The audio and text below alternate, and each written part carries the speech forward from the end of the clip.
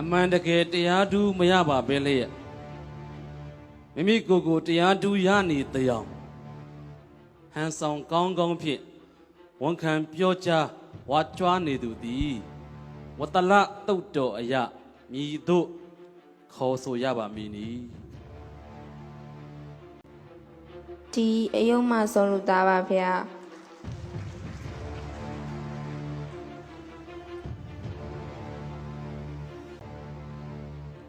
တမီးအဖြေမှန်ပြောင်းအောင်မလားဒီအယုံမာဆုံးလူသား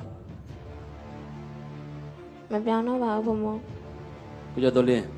ဒီမှာဗျာဖြေမှန်စစ်ပေးပါဒီတခါစုချင်းငွေ8သိန်းတန်မိကွန်ဖြစ်ပါတယ်မိကွန်လေးကအမှန်တကယ်တရားသူမရပါပဲလျက်မိမိကိုယ်ကိုတရားသူရနေတရားဟန်ဆောင်ကောင်းကောင်းနဲ့ဝန်ခံပြောချဝါကြွားနေသူဟာဝတ္တလတုတ်တော်အရာမြည်တို့ခေါ်ဆိုရမည်နီလို့မိထားပါတယ်သမီးလေးက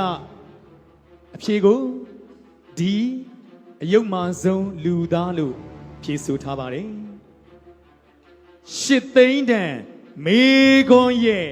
အဖြေမှန်ကတော့မှန်ပါတယ်ခင်ဗျာ